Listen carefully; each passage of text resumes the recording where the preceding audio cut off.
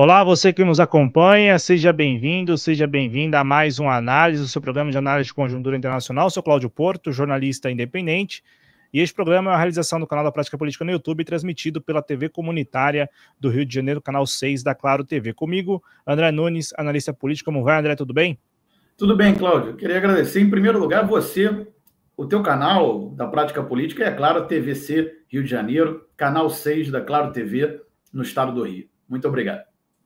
Vamos lá, André. A gente vai colocar para análise aqui o primeiro assunto do programa desta semana, os Houthis, este grupo que é um grupo lá do Iêmen, que no contexto de conflito no Oriente Médio, né, opondo aí Israel e Irã, que são duas potências inquestionáveis, este grupo, que pode parecer uma figura menor, né, nesse conflito, tem uma tática muito particular, que é essa tática de atacar navios que passam ali pelo Mar Vermelho, e esta tática já tem atrapalhado bastante o comércio internacional até aqui. Eu te pergunto, qual é o jogo dos Houthis?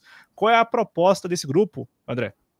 Cláudio, em primeiro lugar, é importante contextualizar a situação dessa agrupação política e militar, porque é um partido político que tem seu braço militar, os Houthis, que são chamados de rebeldes Houthis, pela mídia ocidental, mas, na verdade, ocupam poder de fato no Iêmen. São chamados de rebeldes porque chegaram ao poder no Iêmen através de uma luta armada que durou décadas. Desde os anos 90, lutaram contra a ditadura Saleh no Iêmen. Essa ditadura era um regime pró-ocidental, era apoiada pelos Estados Unidos e pela Arábia Saudita, ou seja, a alternância de poder não era questionada no Iêmen, na velha hipocrisia estadunidense que nunca questionou o fato da ditadura Saleh ser um regime autocrático. Enfim, e os Houthis chegaram ao poder lutando, através da luta armada, contra a ditadura Saleh no Iêmen.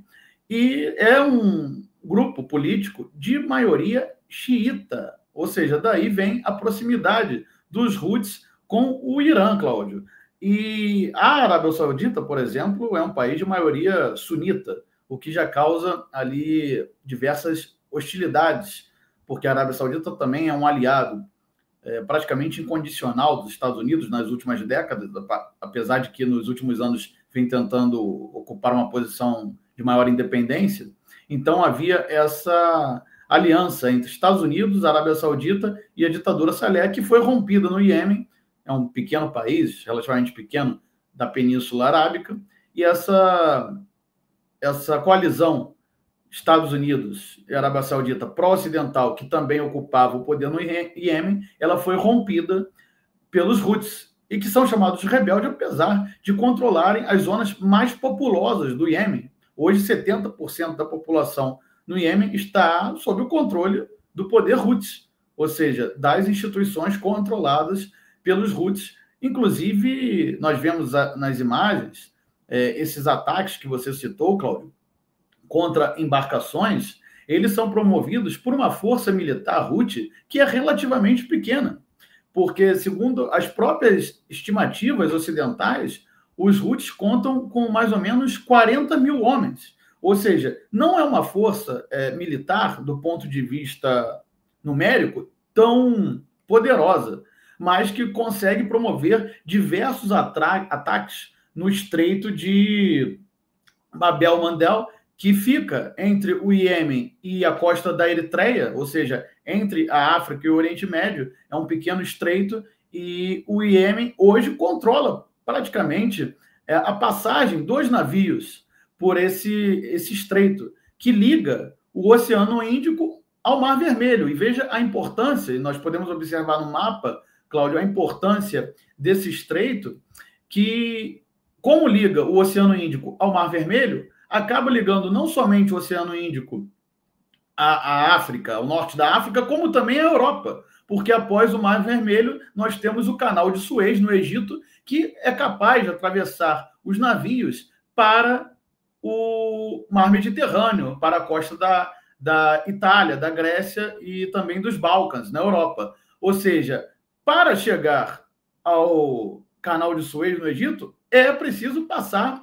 pelo Mar Vermelho. E hoje os Houthis, após o 7 de outubro, o início do conflito e dos massacres promovidos por Israel na faixa de Gaza, na Palestina, também na Cisjordânia, mas começamos pela faixa de Gaza, em 7 de outubro. Então, após esses verdadeiros massacres promovidos por Israel em território palestino, os Houthis começaram a atacar embarcações comerciais ocidentais, ou seja, navios mercantes e também petroleiros de bandeira dos países ocidentais, mais especificamente dos Estados Unidos e do Reino Unido, e, em especial, todos aqueles navios que se dirigiam a Israel. Então, hoje, nós temos uma queda de 77% do tráfego de navios nessa região, obviamente, porque as seguradoras já não querem mais fazer o sinistro, garantir o sinistro desses navios, obviamente, porque estão sempre sob perigo de ataque. Depois de que Israel começou essa ofensiva, que nós ficamos até sem palavras para descrever esses massacres, Cláudio, que são promovidos na faixa de Gaza, e que os Houthis realmente tomaram conta da situação no estreito entre a Eritreia e o Iêmen. Então, essas embarcações estão sofrendo ataques a dezenas, são dezenas de embarcações atacadas todos os meses ao tentar cruzar o estreito, e no final do ano passado, as autoridades de Israel, no final de 2023, chegaram a declarar que o porto de Eilat, em Israel, já contava com uma queda, uma redução de 85% no movimento desse porto. Então, realmente, esses ataques dos Houthis, Cláudio, vêm promovendo severas dificuldades para o comércio internacional e para os interesses do Ocidente na região e, obviamente, para a economia de Israel. Porque se nós observarmos novamente o mapa que mostrava o Mar Vermelho, nós poderemos ver que agora, pelas dificuldades enfrentadas pelas embarcações de cruzar o estreito do Iêmen, elas têm que dar a volta no Cabo da Boa Esperança, que é o trajeto que os portugueses descobriram há mais de 500 anos atrás. Ou seja, atrasa em praticamente um mês as viagens, encarece os fretes, ou seja, o custo dos transportes e todas as mercadorias que vêm do Oriente para o Ocidente, Cláudio. Então, realmente é uma situação que vem causando muitas dificuldades para os Estados Unidos, para o Reino Unido e, em especial, para Israel. Além, é claro, dos ataques que os Houthis conseguem efetuar contra o território de Israel através de seus drones, Cláudio.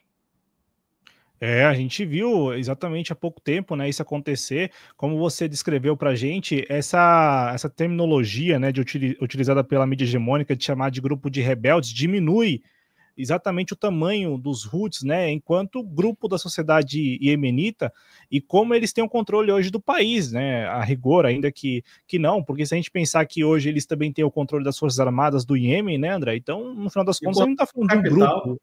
Exato. Da capital e das Forças Armadas, a gente não está falando de um grupo rebelde, a gente está falando de uma força de um país, tudo bem, um país pequeno, mas é uma força que consegue controlar o seu próprio país. Só para explicar para o nosso público por que, né, de tudo isso, a gente está falando aí também de um grupo que pertence ao tal do eixo da resistência, né, que apoia a causa palestina, como o Hezbollah, como o Hamas também, e aqui a gente tem as duas pessoas que falam pelos Houthis, né, o Yahya Saree, que é o porta-voz das Forças Armadas do Iêmen, e também o Abdul Malik Al-Houthi, que é o líder político do grupo. André, e aí eu te pergunto, você falou um pouco dessa questão dos ataques ali no Mar Vermelho e como isso está dificultando o comércio internacional. Há pouco mais de um mês saiu a notícia de que a Rússia estaria fornecendo dados, né, de satélite para os Houthis, aí sim, identificar os navios, né, as rotas dos navios e, com isso, realizar os ataques. Qual é o grau de relacionamento que existe hoje desse grupo com a Rússia, por exemplo? Cláudio, veja bem, isso foi uma notícia divulgada em primeiro momento, se não me engano, pelo Wall Street Journal. E nós não podemos levar a sério tudo que é divulgado pela mídia mainstream norte-americana. Claro que o Wall Street Journal tem, sim, matérias sérias que nós devemos observar, mas, ao mesmo tempo, muitas vezes, repete a retórica norte-americana. Segundo a matéria desse jornal, a Rússia teria passado dados de inteligência para a Guarda Revolucionária do Irã e a Guarda Revolucionária do Irã repassado isso aos rebeldes Houthis, mas isso é algo muito difícil de confirmar, Cláudio. Agora, o que nós podemos ter certeza absoluta é da dificuldade não esperada que os Houthis estão causando às principais forças ocidentais, que são todas aliadas de Israel. Ou seja, e causando, obviamente, severas dificuldades para Israel na sua economia, por encarecer os produtos que Israel importa do Oriente, tanto no frete quanto no tempo de chegada a Israel, como nós observamos no primeiro bloco aqui do programa, Cláudio. Agora, a verdadeira questão quanto ao poder dos Houthis no Iêmen e o que podem causar é que os seus drones e seus mísseis balísticos já têm capacidade hoje para alcançar território israelense, como nós observamos nos últimos meses, quando drones dos Houthis alcançaram, inclusive, Tel Aviv, em Israel. Ou seja, essa é a verdadeira preocupação. Muitas vezes, essas notícias, como a que você acabou de citar, Cláudio, que a Rússia estaria colaborando, é para, mais uma vez, como você mesmo especificou, minimizar a condição dos Houthis de controlar o estreito de Bab el-Mandeb e causar sérias dificuldades ao Ocidente. Ou seja, um pequeno país causando sérias dificuldades ao Ocidente, ocupando, tomando embarcações comerciais, mercantis, atacando, inclusive, navios militares dos Estados Unidos, como nós observamos nos últimos meses, e agora com tecnologia capaz de alcançar o território israelense, que muitas vezes precisa, inclusive, da ajuda da Jordânia para evitar que esses mísseis atinjam o território, para que as baterias antiaéreas possam atingir os drones e os mísseis dos Houthis antes que eles atinjam efetivamente o território israelense.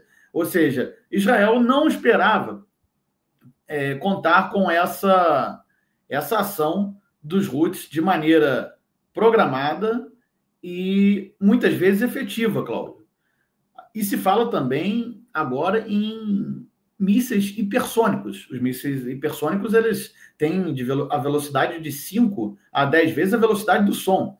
Então, poderiam cruzar o território Houthi até chegar, o território do Iêmen, digo, até chegar a Israel, em uma velocidade que talvez as baterias antiaéreas de Israel, o domo de ferro, não conseguissem prever e evitar que esses mísseis hipersônicos atinjam o território de Israel. Agora, o que é muito divulgado também é que esses mísseis hipersônicos seriam fornecidos pelo Irã.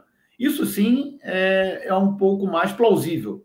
Agora, que a Rússia estaria compartilhando dados de inteligência através do Irã, passando dados para a Guarda Revolucionária e esta passando esses dados aos Houthis, já me parece mais sensacionalismo da mídia ocidental, que quer evitar que a notícia de um pequeno país do Oriente Médio, que causa imensas dificuldades ao Ocidente nesse momento, para que se tenha uma ideia, de 15% a 20% do comércio global passa pelo Estreito do Iêmen, antes de chegar ao Mar Vermelho e, posteriormente, ao Canal de Suez. Então, essa é a verdadeira notícia que querem evitar ou mascarar. E, como sempre, como você mesmo acabou de citar, Cláudio, há pouco, minimizar o poder dos Houthis naquela região, e que é impressionante para um país pequeno, uma população também não muito grande, em comparação aos seus vizinhos.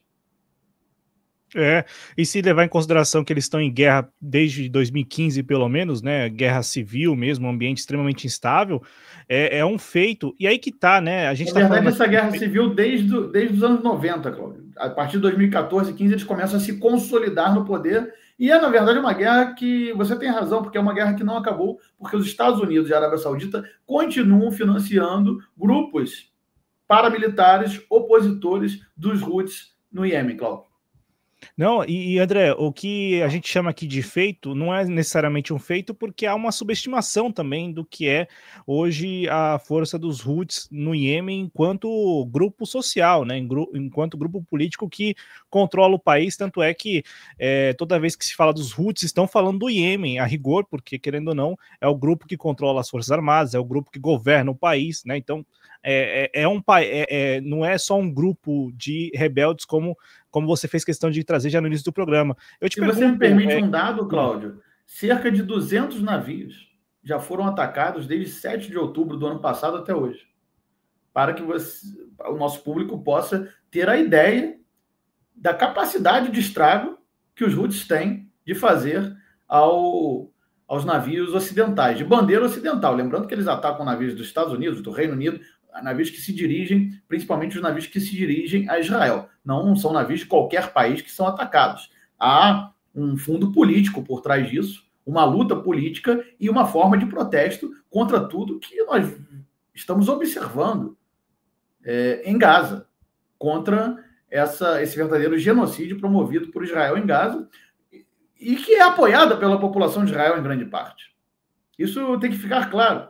Recentemente, um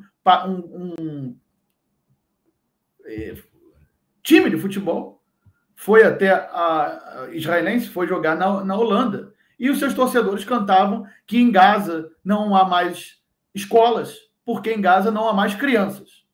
Essa é a retórica dos israelenses, Cláudio. Essa é uma tristeza e realmente o sionismo provoca essa indignação em diversos países da Península Arábica, como no Iêmen. Eu quero te perguntar, André, para a gente encerrar esse assunto, mas perguntar a você qual poderia ser a outra motivação além dessa de defender a Palestina nesses ataques que o Iêmen, que os Houthis acabam realizando ali no Mar Vermelho? Cláudio, há uma motivação interna, porque, como eu disse aqui no começo do programa, os Houthis, para alcançar o poder, travaram uma luta armada contra a ditadura Saleh em um primeiro momento. Depois, tiveram que travar batalhas contra grupos financiados e armados até os dentes pelos Estados Unidos. Mas, nos anos 90, lembrando que Saleh ficou 34 anos no poder, sempre foi apoiado pelos norte-americanos e também financiado pelos britânicos e pela Arábia Saudita. Então, há a motivação interna, que é uma luta contra a influência ocidental e a ingerência, principalmente dos Estados Unidos, dentro do Iêmen. Ou seja, é praticamente também uma luta de libertação nacional. É claro que, aos olhos de países aqui como o Brasil, de populações como a do Brasil, que foram, nas últimas décadas, nós sofremos realmente uma espécie de lavagem cerebral pró-ocidental, é difícil imaginar que fosse uma luta de libertação nacional, porque realmente não conhecemos as condições em que se deram essas lutas. Por exemplo, não é comentado na mídia ocidental que o Iêmen teve uma ditadura de 34 anos, apoiada pelos Estados Unidos, pelo Reino Unido e pela Arábia Saudita. Então, é claro que há também uma motivação interna, mas essa motivação interna ela foi exponenciada desde que começaram os massacres de Israel contra a população palestina em Gaza, e hoje esse sentimento anti-americano, obviamente, é muito grande no Iêmen, porque se os Estados Unidos e Israel, e eu digo os dois países porque esses massacres promovidos por Israel sempre tiveram apoio dos Estados Unidos, Israel também é um país financiado e armado pelos Estados Unidos. Então, esses massacres também têm as mãos dos Estados Unidos nesses assassinatos e nesses massacres. Então, há um sentimento anti-americano na Península Arábica, em especial no Iêmen, e, obviamente, os Houthis aproveitam desse sentimento para obter apoio popular nas suas ações contra essas embarcações ocidentais e nos seus ataques com drones e mísseis balísticos contra o território de Israel, Cláudio. André, vamos falar agora de Rússia e Ucrânia, porque no início Se pareceu... você me permite, Claudio, só para que não passemos batidos sobre isso, é bom lembrar que Israel vem promovendo ataques diários contra o território do Líbano e morrem dezenas de pessoas todos os dias no Líbano pelos ataques promovidos por Israel. Então, não resta outra opção a esses países do eixo da resistência que não seja lutar, lutar e lutar até a vitória final. É isso aí, estamos conversando com o André Nunes, lembrando, né? André Nunes, analista político, está aqui no YouTube também no canal Conversando com o André Nunes, no @André Nunes _RJ no Twitter. Vamos lá, vamos falar do que pareceu ser uma fake news de início, mas aí tá, né, não tem evidências necessárias, mas há mesmo uma conversa de que norte-coreanos estão agora atuando na Ucrânia. E aí eu te pergunto, André, tá faltando homem à Rússia? Cláudio, essas notícias veiculadas pelo Ocidente, muitas vezes, e pior que são levadas a sério aqui, né? Porque o Brasil se tornou, nos últimos 30 anos, um mero repetidor, sinal repetidor da mídia mainstream ocidental, principalmente dos Estados Unidos e da União Europeia. Ou seja, tudo que é veiculado na Euronews, no Wall Street Journal e na CNN é repetido aqui sem nenhum filtro. E aí a notícia que circulou é exatamente essa, de que soldados norte-coreanos estariam participando na guerra da Ucrânia. E, por incrível que pareça, Cláudio, as análises na mídia dos Estados Unidos diziam que 11 mil soldados, vejam bem vocês, gravem esse número, 11 mil soldados estariam participando e apoiando os russos na Ucrânia. Veja bem, Cláudio, a Rússia possui um exército com mais de 1 milhão de homens. Eu não estou me referindo às forças armadas totais da Rússia, somente a força do exército. Não me refiro aqui à Marinha Aeronáutica nesse momento. Possuem mais de 1 milhão de homens em prontidão. Recentemente, o presidente Vladimir Putin assinou um decreto permitindo o aumento do efetivo em 180 mil homens, ou seja, a convocação de mais 180 mil reservistas para a inclusão no exército efetivo da Rússia. Se nós somarmos a Marinha e a Força Aérea da Rússia ao exército, a Rússia conta com mais de 2 milhões de homens em prontidão. Diante desses números, é factível acreditar, eu lanço essa reflexão ao nosso público, que a Rússia precisaria de 11 mil soldados norte-coreanos? Essa afirmação dos norte-americanos, eu me dei o trabalho de ler uma matéria veiculada na CNN, NBC, dizendo que seriam 11 mil norte-coreanos a lutar em Kursk e para que os russos pudessem avançar no leste. Isso tudo, Cláudio, é mais uma vez uma cortina de fumaça para esconder que a Ucrânia já perdeu 30% do seu território, mesmo não sendo uma guerra entre Rússia e Ucrânia e Rússia somente. Na verdade, uma guerra dos países ocidentais contra a Rússia. Uma guerra da OTAN contra a Rússia em solo ucraniano, patrocinada principalmente pelos Estados Unidos. Então, essas notícias de soldados soldados norte-coreanos na Rússia, claro que pode haver soldados norte-coreanos na Rússia em treinamento, provavelmente estão na região. A Rússia possui uma área de fronteira com a Coreia do Norte, pequena, mas possui. Então, eles estão, na verdade, no leste da Rússia. Treinamento, colaboração técnica, enfim.